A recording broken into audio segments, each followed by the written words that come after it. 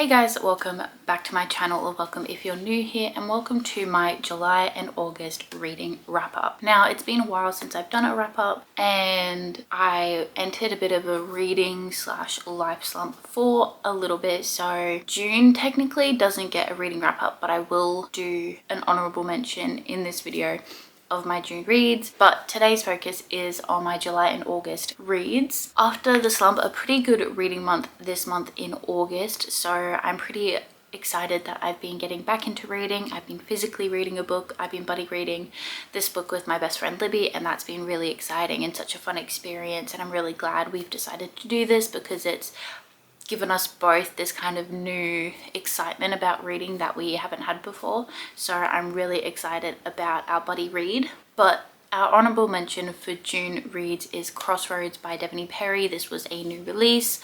I listened to it on Audible and I gave it a 4.25 stars. This was the only book I did complete in the month of June, just because I got into a really big reading / kind of life slump. So I just kind of wasn't doing anything, and this was a new release. It was really exciting. I think also after coming off of May, where I read 10 books and I had so many new releases in that reading month and all of them were really good reads, I think that just kind of every book I started just didn't really excite me all that much.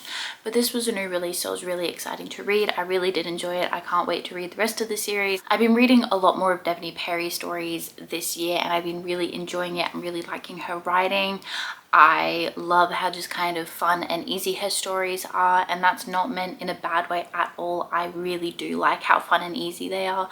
Sometimes you just need a fun, easy read in between, or like the bigger books that you're reading, or like when you're going into a slump, just something that you kind of like know what's going to happen and like you're not like on edge about anything.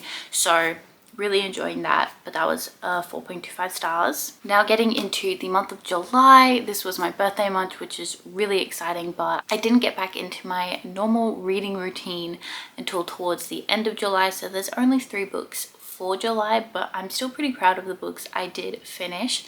And the first one is Magnolia Park by Jessa Hastings. Now, I did originally read this already last year, I think around the same time. I read this for a video. I think it was like reading my favorite YouTubers 5-star reads, and this was part of it. And I think I didn't really give it a full chance because I just really wanted to get the book done to get the video out, and I wasn't really taking it in. So I really wanted to give it another chance because I wanted to give this whole series another chance, and I'm really glad I did. I really took in the story more, and I did switch over to Audible to listen to this book, and I think that was the best decision because, as I've said multiple times, like audiobooks are my main way of reading, and I really think that was the best decision. I enjoyed it a lot more. I understood the characters a lot more. It felt less repetitive. I think the main thing when I read this for the first time was I found it to be a bit repetitive, just characters hurting each other over and over again. And I get that's kind of like the story, but the first time I read it, it really annoyed me. But then the second time going into it, I knew that was what I expected. So I kind of was able to deep dive more into the situations that were going on and kind of figuring out the deeper meaning behind them and like understanding the characters a bit more, which I really think I needed to like understand the story. And on my second read, I gave it a 4 stars, which I think is slightly higher than my original rating, but it got a 4 stars from me this time. I really enjoyed it, and I am looking forward to continuing the Magnolia Park series and kind of seeing how their story progresses and in what direction their story is going to go. The second book I finished for July was in fact Daisy Hates by Jessa Hastings. I liked this story more in the fact that I found it less repetitive, and like you explore different characters that you meet in the first book, so you just get their side. There was a character that I wish we did get to see more of, but I've heard we get to see more of them in the later Daisy Hates books. Yeah, I just enjoyed it a lot more. I felt like there was more of a connection between the characters being explored in these books, and I liked the conflicts better in this book. I really don't know how to explain it, like the vibe was just better. And so I'm really excited to continue the Daisy Hates part of this series. I think I'm enjoying Daisy Hates more than I am Magnolia Parks, but I guess we'll just have to see within the rest of the series how my feelings change throughout them. But I gave this one a 4.25 stars, a little bit above Magnolia Parks, but still in that range, just because while reading it I did really enjoy listening to it. It did, at one point I did kind of like stop listening to it for a little bit, but that was genuinely more of like my life stuff more than it was like the book, and so I felt a little bit disconnected from the book during that part, but that was definitely just because my life was so chaotic and I just kind of wasn't interested in reading at that point. So not the book's fault at all, definitely mine. The third and final book I read for the month of July was Kilt Trip by Alexandra Kiley, I believe is how you say her name. This is a fun little romance book based in Scotland, and I'm a really big fan of Outlander, so I was really excited to explore another novel based in Scotland, and I really did enjoy it. I love the premise of this book.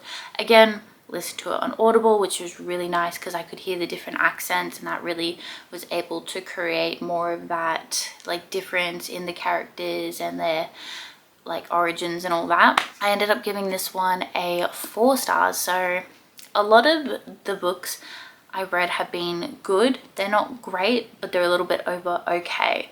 And I feel like that's a pretty successful reading month when all the books are around the 4-star area.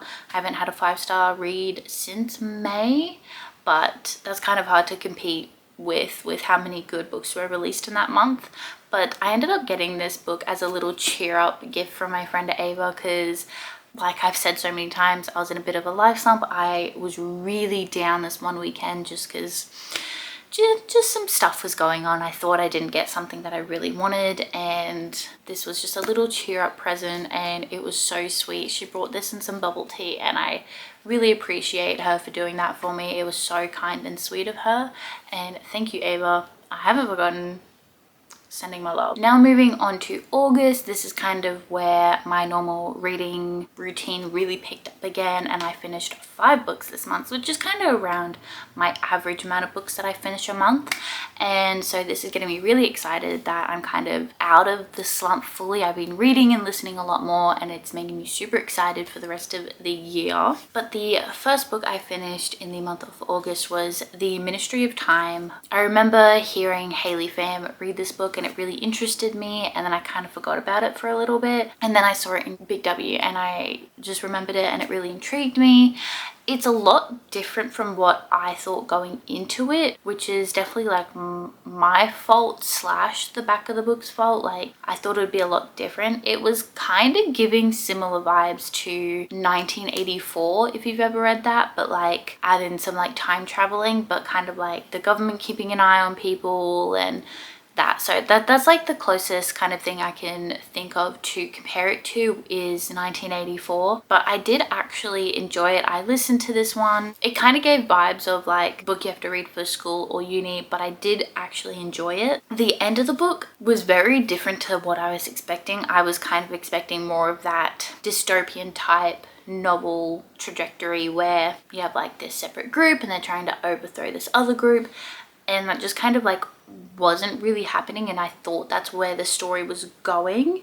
So I don't know if that was like a me just kind of assuming the plot of the book and then being disappointed when my assumption was not correct. Again, my thing. I ended up giving the book a 3.75 stars. It was just above that, like, oh yeah, it's okay, would recommend, but a little bit below. It was really good. So that's where we landed at 3.75. I think that's a pretty good rating for the book. I think it's pretty standard rating for the book actually, but it also is more of a contemporary literary fiction type book, I believe, and that's not usually the type of book I go for. At the moment, I've really been into romances. I think they're just, like I've said multiple times in this video, they're really fun, they're really easy, they're not complicated at all. I can kind of, they all follow a same sort of structure, and I know what I'm getting out of the book. The second novel I finished in August was a novel love story by Ashley Poston. This was a birthday gift, which is so lovely. I love receiving books for my birthday. This is again from Ava and my other friends from uni. Love them. Sending my love. But yeah, I really enjoyed this. The only other book I've read by Ashley Poston is The 7 Year Slip, and that was a 5-star read for me. I absolutely loved it, and I really loved the premise of this book. I really enjoyed the fact of like fully escaping into your like reading and book world and all of that. I just found that a lot wasn't going on. This is gonna sound so bad. As much as like a lot of romance books are very like kind of like mundane-y, like you just going through their life and like what they're going through. It was very, very mundane. Like we didn't get anything kind of like extra, like how we did in The 7 Year Slip. You had that whole extra like... Sorry, it's editing Mel here. I'm just pausing this video for a second because I'm editing it and I did not realize how many times I said the word like. I think in the last 10 seconds of the video that you watched, I said like probably 50 times. So I do apologize for that. I genuinely did not know I was doing that. Time travel type element, and you had that, and you had like what was going on then, and like now this was just kind of like she stepped into this world, and I could fully understand like the excitement of her, of like seeing her favorite characters from her favorite book series. Like if I was dropped into my favorite book series, like I would absolutely be fangirling. But I just kind of found like a lot wasn't going on. It was very mundane. I still really enjoyed the book, but I think I had really high expectations going into it, coming off of The 7 Year Slip, but I still really enjoyed it. I did give it a 4 stars just because I had a good time while reading it, but it just kind of wasn't at the standard of like kind of like writing and like plots that I was used to from The 7 Year Slip. And I think I shouldn't really compare books just from like one book I've read from this author to another book. So I don't know, it's probably half of me probably expecting a lot more, but when you come off 7 Year Slip and the excellence that was that book, it was a 5-star read for me. This was just a little bit disappointing, but I still had a good time reading it. The next 3 books that I finished for August are all by the same author. I love this author. I've had such good experiences reading this author's work. Yeah, so I decided to read another 3 books by this author, and that is Abby Jimenez. So I read the Friend Zone series. So the first one is The Friend Zone, and this was such a fun read. I love Abby Jimenez writing. What I was kind of saying with A Novel Love Story, Abby Jimenez books, it just has that extra layer of just like depth to it and dealing with things you wouldn't really expect to be dealing with in a book, which should be talked about a lot more. But in the first book, the main character deals with really bad endometriosis,